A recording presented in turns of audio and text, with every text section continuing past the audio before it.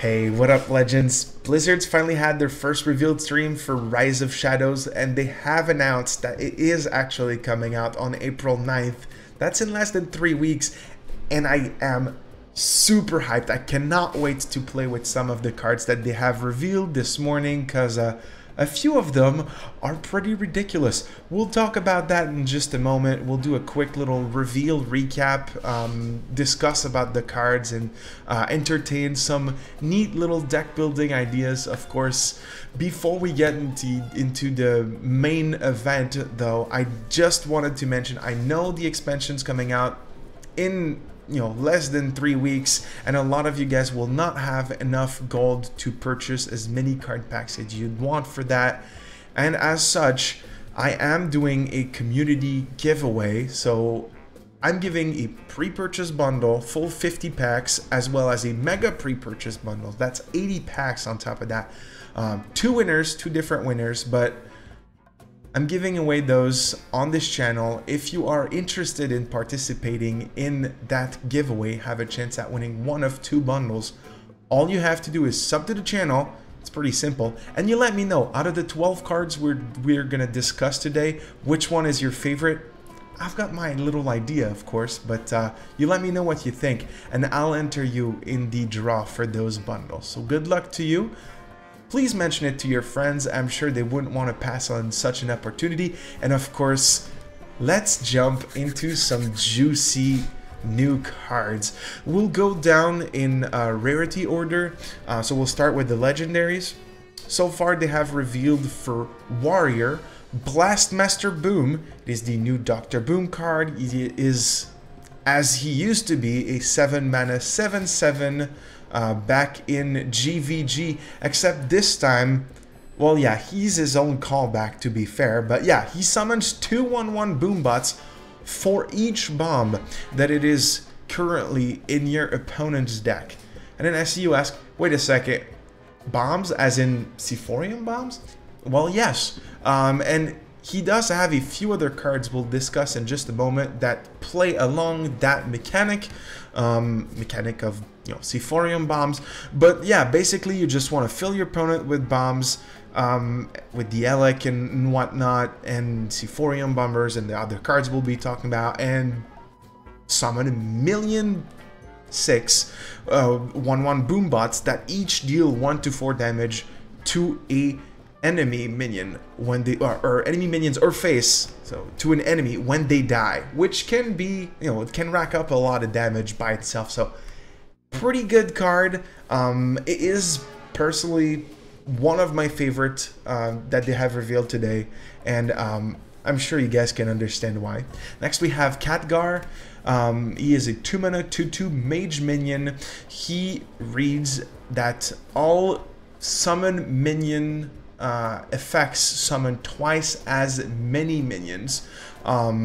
Summoned not as in play a card from your hand that's a minion, but a card that reads summon blank is going to summon 2 of the same blank, so it's going to make a copy of what you summoned on the board. For example, if you play Astromancer and you have 7 cards left in your hand, you are going to get 2 minions that are 7 costs, and one of them is going to be a copy of the one that appears on the board, which can be pretty fun in a minion-based mage, of course. Don't know if we are going to see too much of that, but it does look interesting, and I cannot wait to give it a try. We have, as our third and last legendary for today, we have Heist Baron Togwaggle, and that is Togwaggle's villain card. He is a 6-mana 5/5 with a Battlecry. If you have control of a Lackey, choose a fantastic treasure. Control of a Lackey is on the board, and if you get to choose the treasure, well, you'll see once you play it, but choosing a fantastic treasure is the same treasures you'd get from the treasure chest that appears on the board once you place Marin, except you get to choose the one you want in your hand at the same time. Don't worry, I don't believe Heist Baron Togwaggle killed Marin. I just believe this is an alternate universe in which Togwaggle never got his treasure stolen. And yeah, seems like it could be pretty crazy, especially if you've got prep and on turn 6 you play Togwaggle, you play the Xerx's Crown and summon 2 legendary minions. That's an incredible swingy turn, and yeah, that'd be a lot of fun to play. Going along with Khadgar, we have Power of Creation. It is an 8 cost spell. That's pretty expensive. For Mage, as I said, he does work, you know, the spell does work really well with Khadgar. It summons a 6 cost minion, but you get 2 copies of it, which means that, you know, if you have Khadgar on the board at that time, you're gonna get 4 of that same minion. It does get a larger reoccurrence bonus for Mage, so you're gonna see more 6 cost Mage minions, which aren't generally fantastic, but overall, it is a pretty good card, kind of like in the same veins as what Free from Ember used to be for Priest. Is the same cost, except this time you get cheaper minions, but you get more of them. I think it's going to see play. The one issue is that it is in Epic, so not everyone's going to have it, and if there is a deck that sprouts around it, it's probably going to be a little bit expensive, but it is a good card nonetheless, and I am hamped to combo it with Khadgar, of course. Next we have Unidentified Contract. It is a callback card from Kobolds and Catacomb. It is a 6 cost epic rogue spell. And it is going, as any unidentified card, going to have 4 different effects. The main effect is destroy a minion, of course, and then it gains a bonus depending on which contract you actually identify once it gets in your hand. The 4 different occurrences are going to be destroy a minion and then summon a patient assassin. You're going to have one that is going to give you 2 coins, so it effectively makes it a 4 cost destroy a minion. Power creep much? Assassinate power creep? You're also going to have one that gives you a copy of the minion you kill in your hand, and you are going to have one that is going to deal the damage of the minion that gets assassinated to one of its neighbors as well. So potentially killing 2 minions for the price of 1. 2 birds with 1 stone, and that seems to be a pretty interesting card. I do believe it is going to see some play since Vile Spine is rotating out, and yeah, all around good card. That's pretty neat. Next we have Wrench Caliber, a 4-mana 3/2 warrior weapon that reads, after your hero attacks, shuffle a bomb into your opponent's deck. It is, in my opinion, going to be the easiest way to put some Sephorium charges in your opponent's deck, and effectively powering up Blast Master Boom. Do keep in mind that you can buff the durability on that weapon, since, well, you're playing in Warrior and there's multiple ways for you to do that.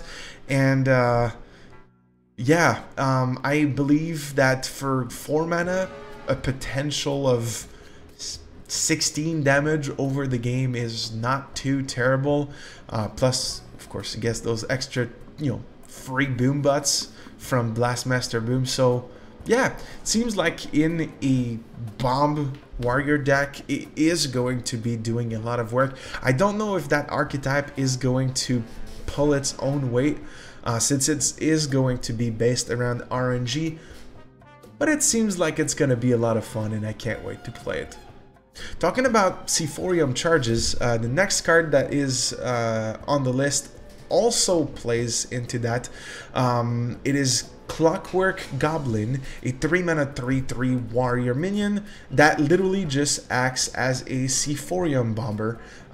It's just cheaper, more effective, of course, to put down, as it's literally just got the same effect. I really appreciate it. More ways to put some bombs in the deck for Blastmaster Boom is quite interesting. And of course, you can combo the Clockwork Goblin and the Boom on the same turn, just in case you didn't have any bombs in your opponent's deck, to ensure that you'll get the Boom bots, which is pretty sweet. Evil Cable Rat is a neutral 1/1 beast minion for 2 that provides you with a Lackey once it is played. It is the only neutral Lackey generation, and we also have learned that there are only 5 of the classes that are evil classes, and are the only ones that are going to receive Lackey generation. And so if you do want to have some in your deck, since Lackeys are pretty powerful, Evil Cable Rat is going to be the only way for you to do so. Overall, it is pretty mediocre, but could pull its own weight depending on what deck you're playing with. Next on the list is Dr. Boom Scheme. As in any scheme card, it has a better effect for each turn it is in your hand, and this one is in my opinion pretty terrible. Gaining 1 armor for 4 is garbage. Gaining 8 armor, waiting 7 turns, getting 8 armor for 4 is still pretty garbage. I don't believe this card is going to see play. Yes, you have the potential of gaining ungodly amounts of armor out of it. Though a card that you keep in your hand and you never want to play isn't really that good of a card in the first place. Would you not prefer to replace that with something else? In my opinion, it is not going to replace anything we currently have. I don't think it's a very good card, but I do like the flavor behind it. And yeah, on the off chance that that is the only thing that can save you by getting you like 20 armor, sure. Overall, pretty bad. Messenger Raven is the next Mage card on the list. It is a 3-mana 3/2 minion with a Battlecry.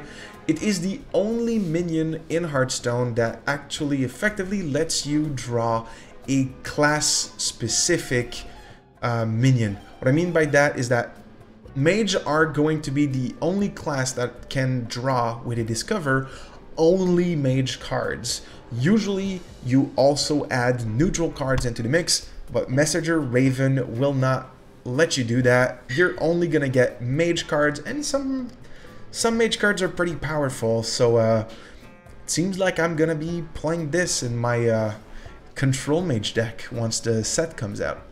Henge Clan Burglars, new addition to the Henge Clan. It is a 4-mana 4/3 pirate. Yes, it's a kobold pirate, don't ask questions. That's just how it is. He discovers you a spell from another class, which is something truly unique. Usually in Rogue, when you discover a spell, it would be a spell from your opponent's class. Well, this time around, it is not the case, which means that he is going to be able to, clutch out some pretty cool cards when you're playing against Rogue, which is usually terrible when you're playing a Burgle Rogue in the first place, so that's a neat little addition. I don't believe he is going to be meta. He is going to be really good in the arena though, and yeah, fun little card, fun little comment, I like it. Finally, we have a 4/3 Traveling Healer. It is a 3/2 minion with Divine Shield and also Battlecry, restore 3 health. Kind of reminds me of the Earthen Ring Farseer, except it costs 1 more, but you trade that for Divine Shield. It is straight up bulk, in my opinion, but it could be decent in a few decks. No, that's not going to be Zoo because the Ghoul is rotating out, but overall, it's a pretty neat addition to the neutral card pool, and yeah, more Divine Shields can mean more fun into the Inquisition Paladin. And yeah, that is pretty much it for all the cards that they have revealed so far. There is going to be a second live stream on April 3rd. My giveaway is going to happen on April 5th, so if any of you guys are interested in that, just join us and participate in that. And of course, that is pretty much it for me today. I really want to hear what your favorite card out of these 12 is. For me, it's definitely gonna be the major callback we have with Blastmaster Boom, but still open to your opinion. Thank you everyone for watching. Make sure to subscribe if you haven't already, and of course I will see you guys in the next video.